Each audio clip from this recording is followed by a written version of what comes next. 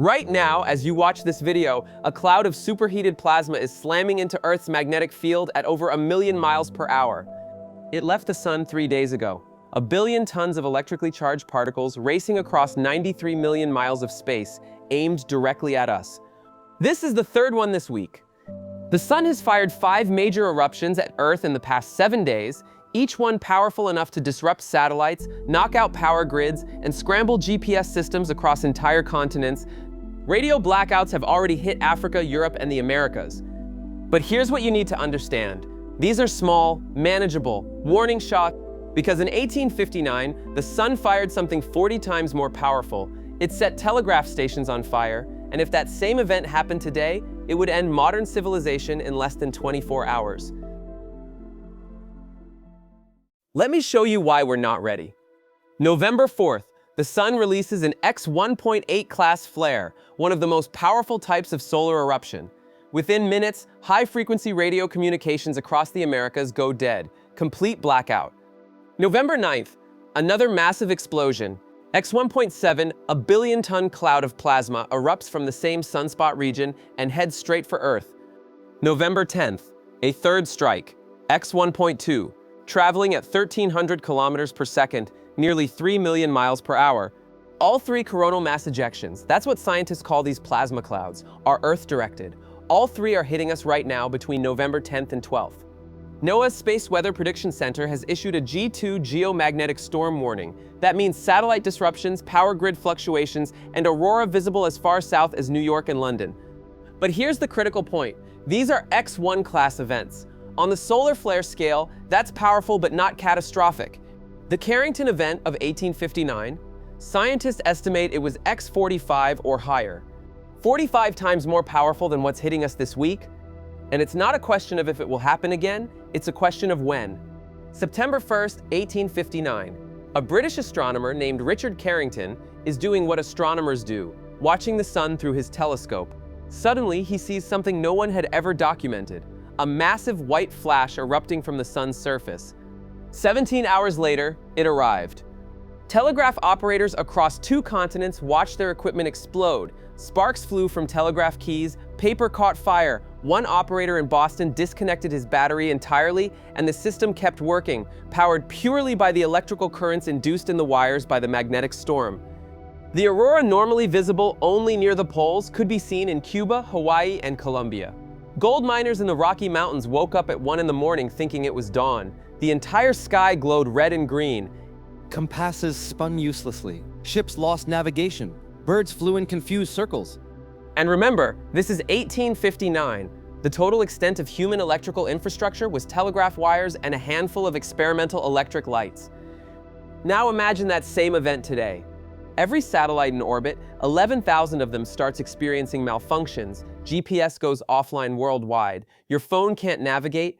Airplanes can't land. Shipping containers disappear. Financial transactions fail because modern banking requires millisecond precise timing from GPS satellites.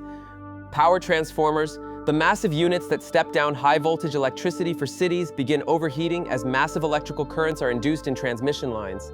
These aren't designed for this. They begin failing, and here's the problem. They can't be quickly replaced. Most are custom-built, 12 to 18-month lead times. Within hours, sections of continental power grids go dark, not from overload, from physical destruction of irreplaceable equipment. No power means no water pumps, no fuel pumps, no refrigeration, no telecommunications, no internet. The US National Academy of Sciences ran the numbers. $2 trillion in damage the first year, full recovery, 4 to 10 years. This isn't science fiction. This is engineering analysis based on documented vulnerabilities in our infrastructure. March 13, 1989, a coronal mass ejection, much weaker than Carrington, hits Earth. Quebec's entire power grid collapses in 90 seconds. 6 million people in darkness. In March, in Canada. The failure point? Transformers at the Hydro-Quebec facility overloaded by geomagnetically induced currents, the same transformers used across North America. July 23, 2012. Here's one most people don't know about. A Carrington-class event erupted from the sun. Same intensity, same power. It missed Earth by 9 days. 9 days! If the sun had rotated slightly differently, if we'd been in a slightly different position in our orbit, it would have been a direct hit. Daniel Baker, a physicist at the University of Colorado, said publicly, "If it had hit, we would still be picking up the pieces." That was 13 years ago. Since then, our infrastructure has become more dependent on satellites, more reliant on GPS, more interconnected, more vulnerable, and we're in solar maximum right now. The sun goes through an 11-year cycle of activity. We're at the peak. This is when the big events happen. The sunspot region that fired this week's 5 X-class flares, it's called AR-4274, and it's still active, still unstable, still pointed at Earth. NOAA gives it a 25% chance of producing more X-class flares in the next 48 hours. Every eruption is another roll of the dice. Here's what's infuriating about this situation. We can predict these events. NOAA's Space Weather Prediction Center watches the sun in real time. We see coronal mass ejections launch. We get 12 to 48 hours of warning before they arrive. The problem isn't prediction. The problem is we've done nothing to protect ourselves. Our power grids were designed in the 1950s and 60s. They were never engineered for geomagnetically induced currents. The transformers are vulnerable. The satellites have minimal shielding. GPS has no backup. We know how to fix this. The engineering solutions exist. Improved transformer protection, better satellite design, redundant systems. It's not a technology problem, it's a political problem.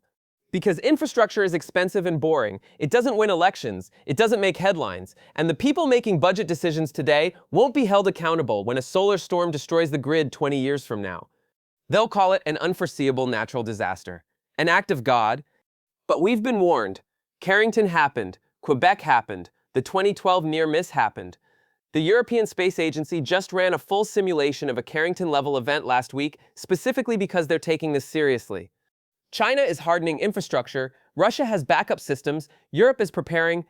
The United States is building more data centers and adding more satellites, while ignoring the fact that a single solar storm could destroy it all in an afternoon. As I record this on November 11th, the plasma cloud from last week's eruptions is hitting Earth's magnetic field. Aurora are visible across Scandinavia and Canada. Radio operators are reporting disruptions. Satellite controllers are monitoring their systems. This one will pass. We'll get beautiful photographs, some minor problems, life continues. But the sunspot region is still active, the solar maximum is just beginning. And somewhere in the next few years, maybe months, the sun will produce another Carrington event. Not might. Will. It's not speculation, it's statistics, it's physics, it's history repeating itself. The only variable is whether we'll have prepared. In 1859, we had telegraph wires. They caught fire and we rebuilt them in weeks. Today, we have 11,000 satellites, continental power grids, global GPS, financial networks that move trillions of dollars per day, supply chains that operate on razor-thin margins, cities with millions of people entirely dependent on electricity for water, food, and heat. And all of it is vulnerable to something that's happened before and will happen again.